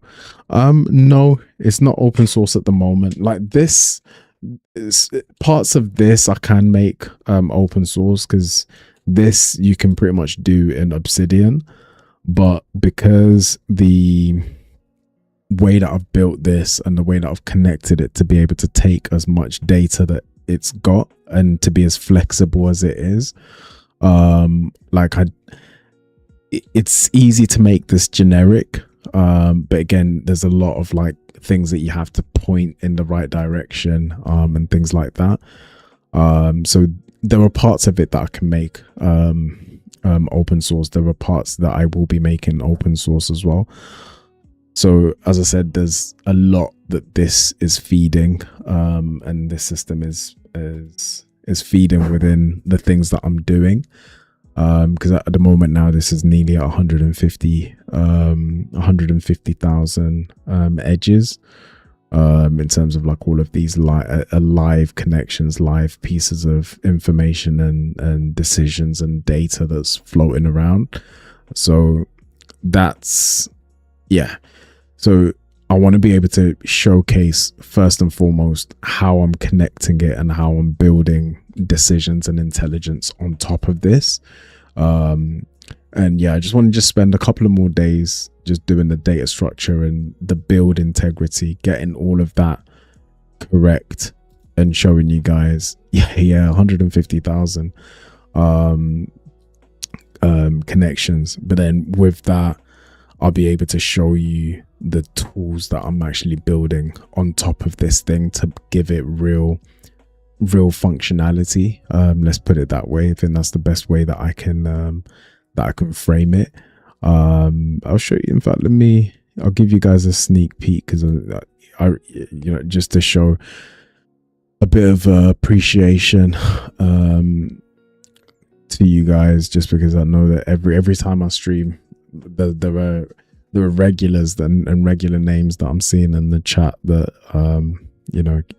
showing support, and it's encouraging for me to come back. I don't mean to be soppy and sit here be soft and stuff, but it's not easy to sit up here and just talk, and most of the time I'm talking to myself. I'm not looking at how many people are viewing or whatever else, because it doesn't show me that. But it's only when I see interactions in the chat, I'm like, oh, there's someone here, and I can say hello and whatever else. But let me just quickly give you guys a little sample of what that data is eventually going to do. I'm just going through my still images, and then you can hopefully see a bit. I'm not going to explain too much. I'll just have it up on the screen for a few seconds, and then I'll take it down, and then I'll be able to kind of show you. So just finding the files. So corporation integration, server, static, sprite.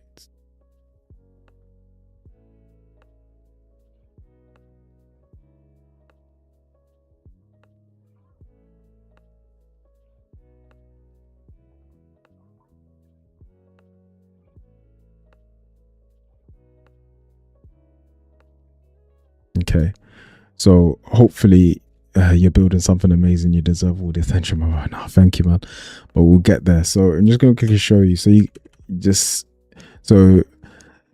if you just picture these are all going to be like all my control rooms where I'm able to display what's going on in each of my projects. So let's say, for example, I've got an agent that's sat doing something, whatever. It's going to be showing in real time what those guys are actually up to, where they are, and whatever else, all within their different locations. And again, the data will be sitting in that live environment. I've got it working like at good speed. And that's kind of why I've been focused so much on the data, because that is the most powerful piece in terms of what I'm doing, and what I'm using it for. And this is just one use case, one example. All I've shown you is like just some rooms and whatever else, some visuals. There are people that are doing tracing and monitoring in their own way. So I don't want to repeat, but the product I'm putting together isn't just like a repeat of that. So I want to be able to use all of this real data to then move a lot of things and represent it in a slightly different way, so that we're not trying to make decisions from looking at dots on a screen, or nodes on a screen. We can actually see it in a way that reflects reality a little bit more. So as I said, once the data and everything is connected correctly, and all of the information is moving from place to place in a really fast, real-time manner, and I'm ironing out all of these things, I've been focused so much on building the correctness, building the intelligence, and stuff like that. So the rooms, like tools and the people moving and the agents, essentially, similar to that.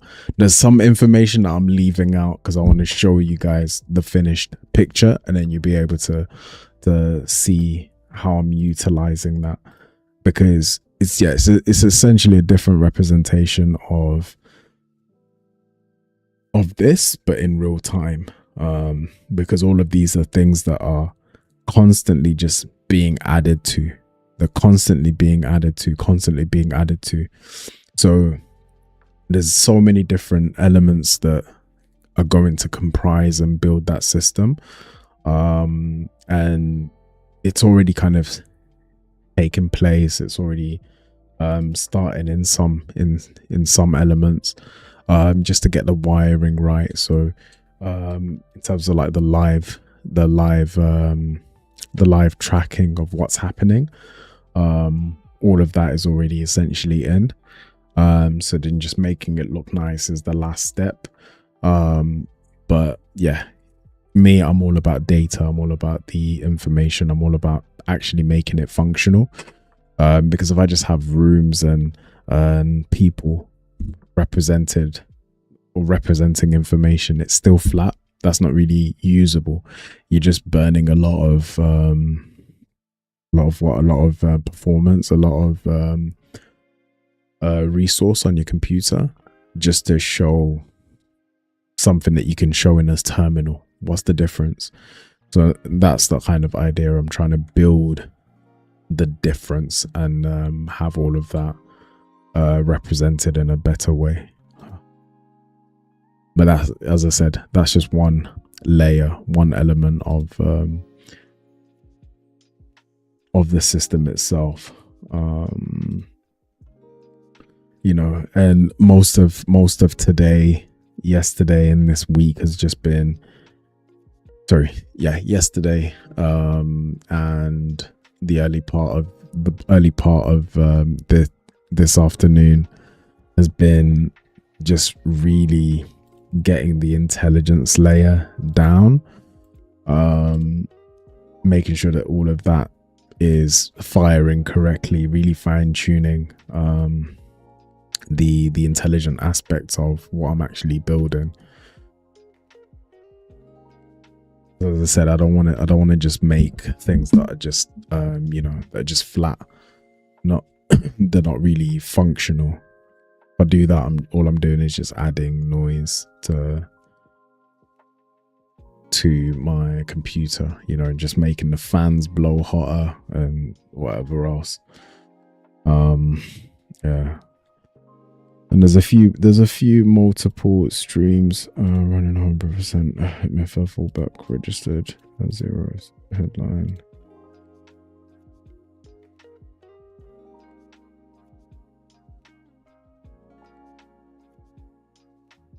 Okay, so the edit shows on your project memory.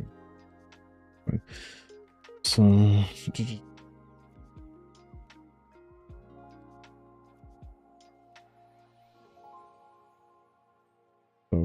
doing here?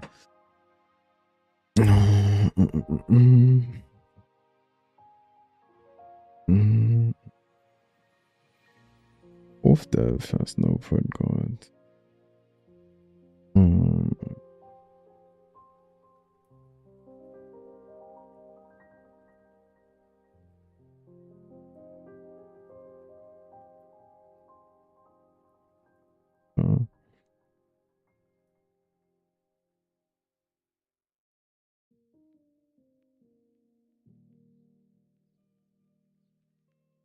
Very nice.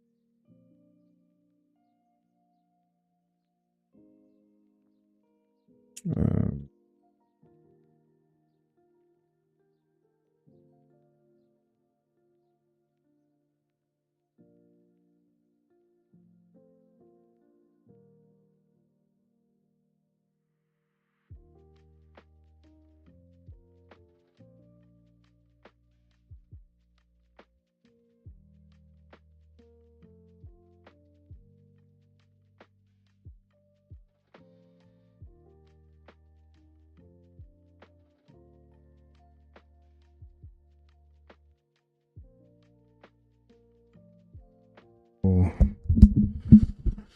Yeah, how are you getting on, man? What are you guys working on at the moment? How's your development going? How are your projects?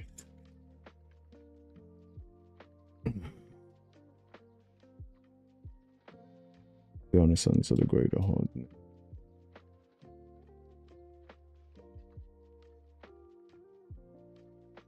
Okay,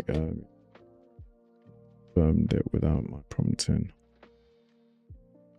The governance. Done that governance. Oh, yes, that's exactly what I said.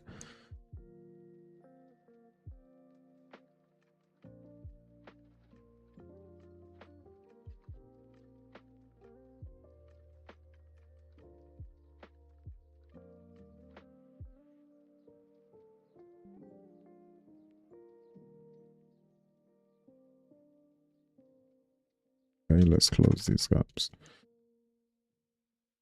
Okay, let's close both of these gaps. There shouldn't be any kind of noise on the freeze. So let's close any gaps that we need to before we move to the next slice, just so that there's nothing behind us that's going to then trip us up on upcoming slices of work.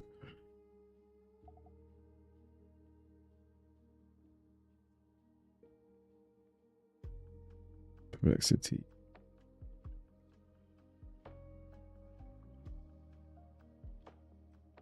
Yes. Busted it. Oh, no problem.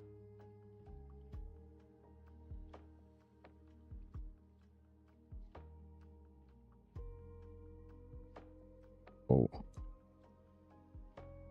Unlocked by the passphrase as well. Okay, cool. So, follow up.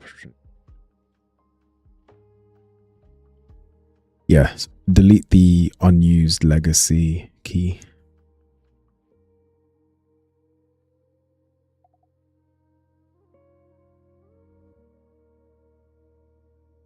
Kind of a beginning.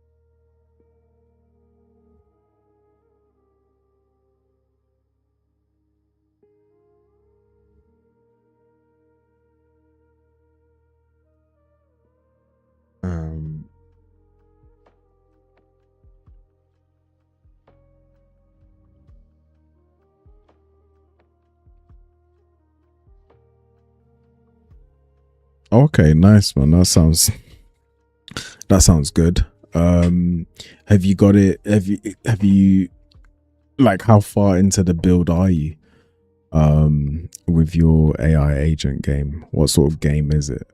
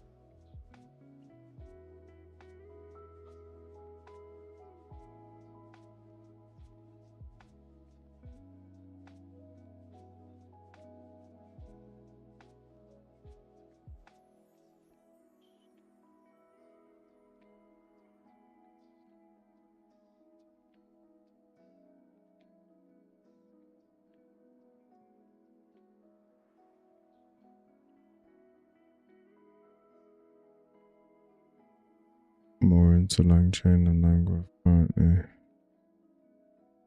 Agents. Okay. Nice, nice.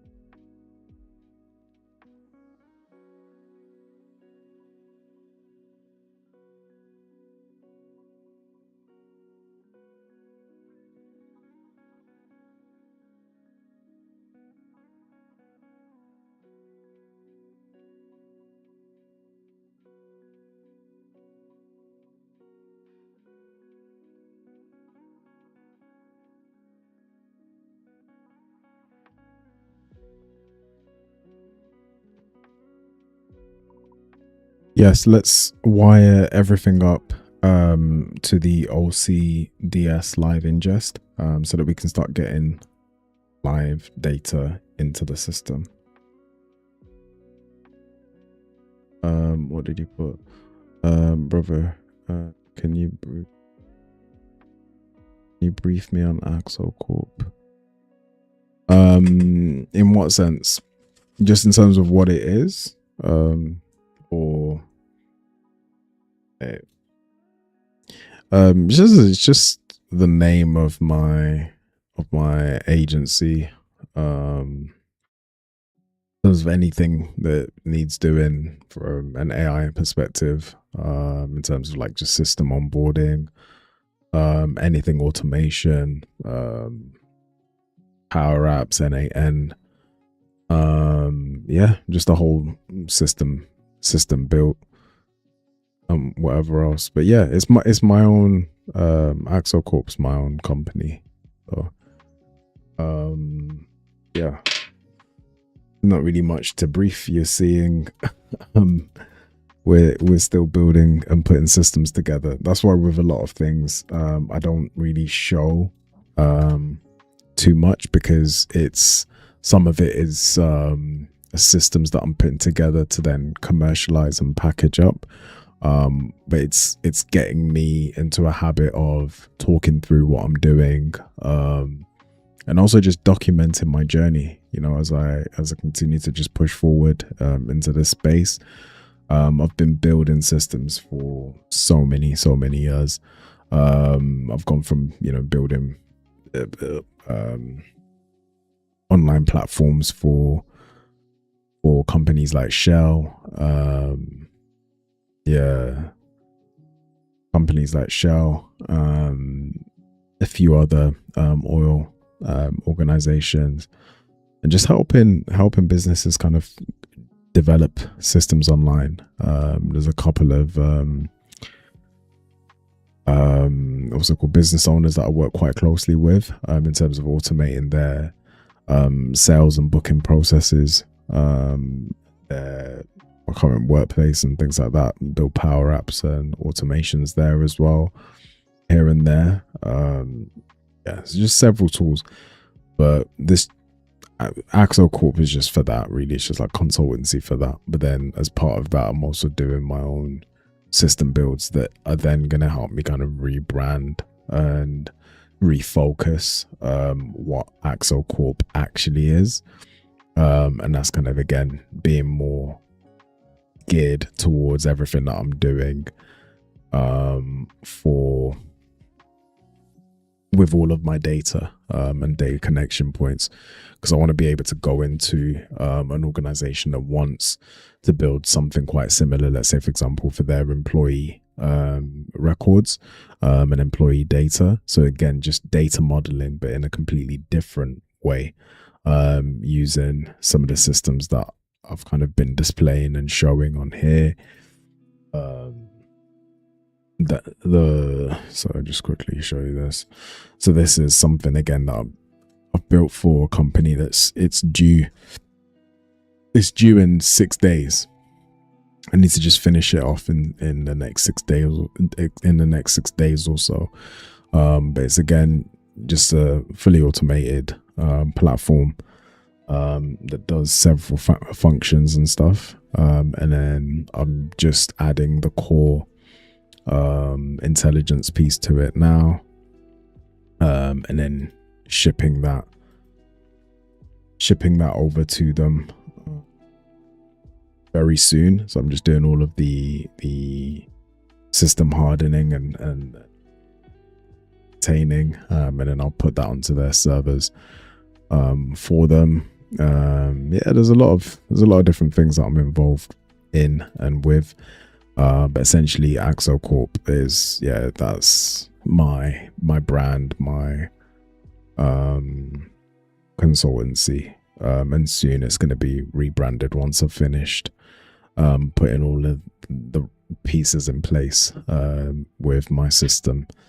Within the next few weeks, I'm not in any kind of rush to finish it, because I want it to just be done properly. So that's kind of why sometimes I'll take a couple of days off if I'm working on a feature that's kind of not secret, but you know how it is in business and system development. There are some things that you can show online because it's safe to do so, and then other things where you have to be a bit careful not to expose yourself online.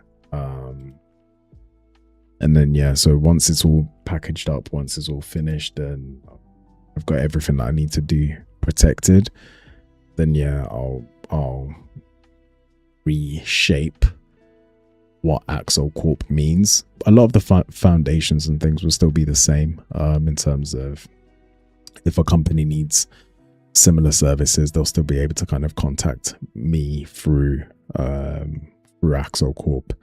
But I want it to be more about the products and the systems that we've got in place, and kind of shipping those as white label products. So for example, you asked me earlier if Node system would be open source, and that's something that I can ship open source, because again, it's just the way that I've modeled data. The bit that's actually clever or needs protecting is how I'm then using that to power other systems. That's the bit that is, again, I'm trying to just keep a bit more closed and reserved. But yeah, sorry for using a lot of words to say not very much, but yeah, that's what Axo Corp is in a few words.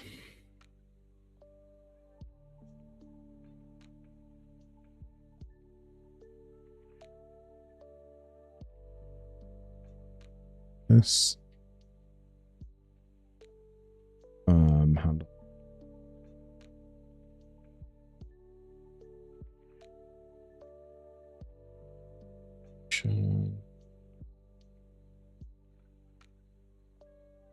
let's continue where we were from the last session.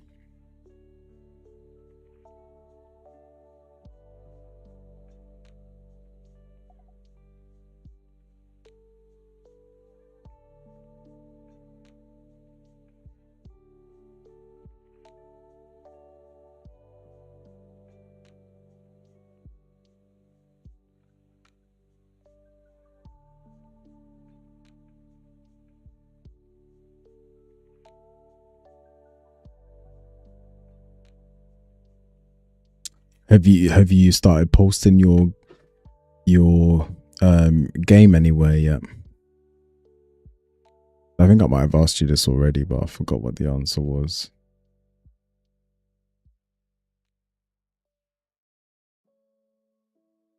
If you can point me to anything, if it's public, and that's if it's public, I can give it a try, give it have a look.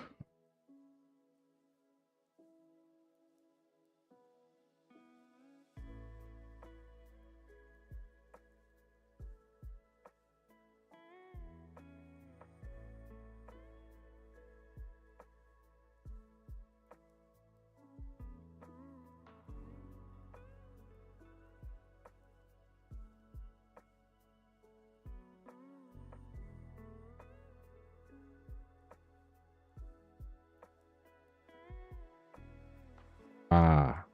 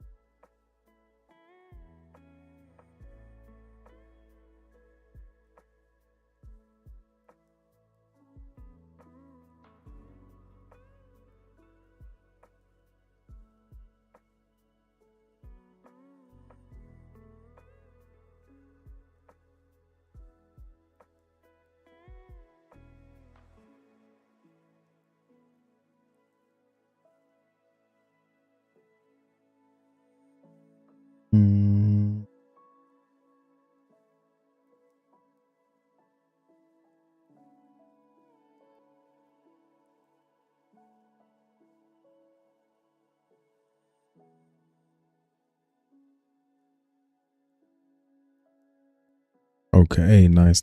What are you studying at university? Is it computer science or like software engineering?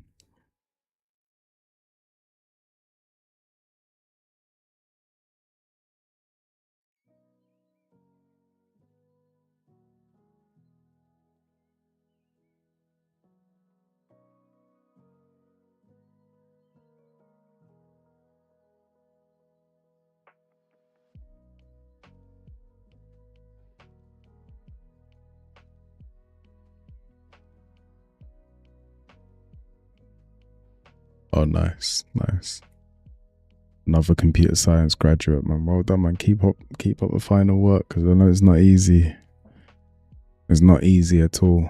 But yeah, keep up the final. Keep up the hard work, because once it's all said and done and you finish the course, you'll definitely benefit from it, because it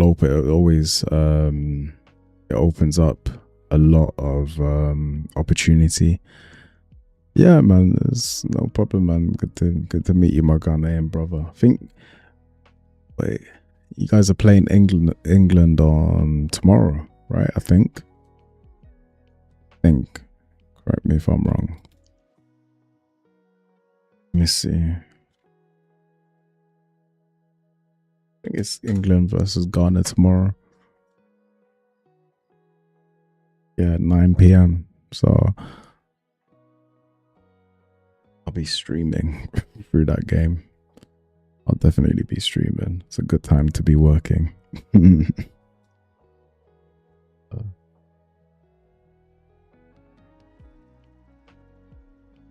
But Ghana been playing well though. Can't lie, Ghana been playing well. And Ivory Coast has also been playing well.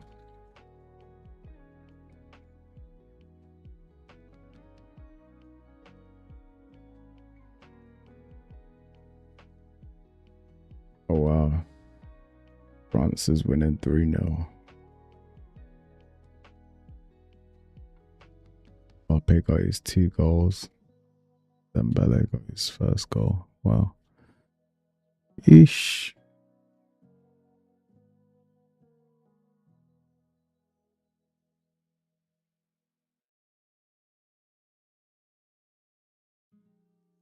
Yeah, there's so many projects that I want to just be doing, but again, the core to get anything done, the core to get Senegal is currently playing. Are they? Can't see. Oh yeah, they are. They're playing Norway. I haven't see, but this is the thing. The game around this time, I can't be watching it because as soon as I put it on, I'll fall asleep within like 10 minutes. I've got things to do in the morning. I need to take my daughter to school in 5 hours. Off, man. In fact, are you in Ghana at the moment? Yeah, you are. So it's late there, no? What's the time?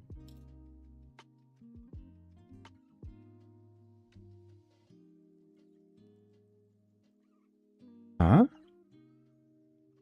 Wait, we're 1 hour ahead of Ghana. I always thought that. Oh yeah, you guys are West Africa. Makes sense.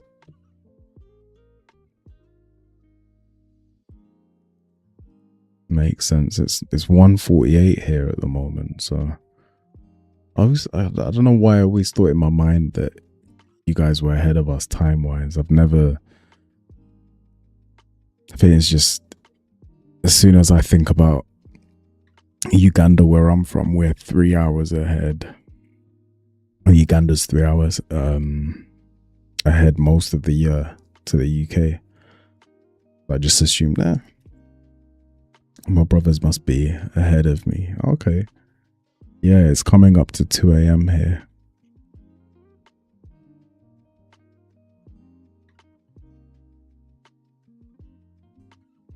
Sleeping soon.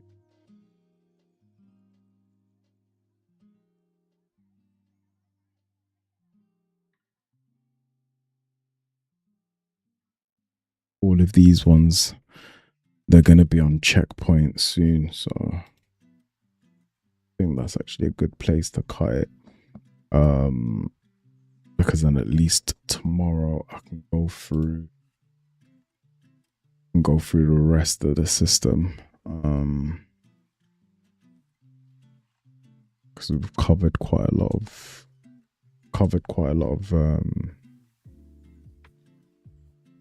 ground.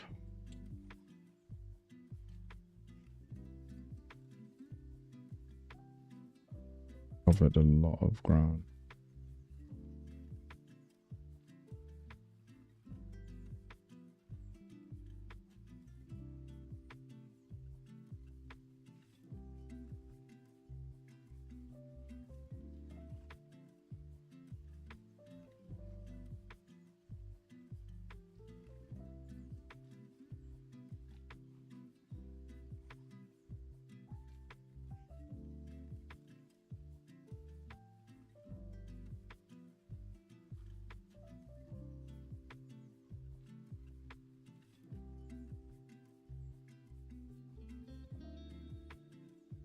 Cool. Yeah, so these are all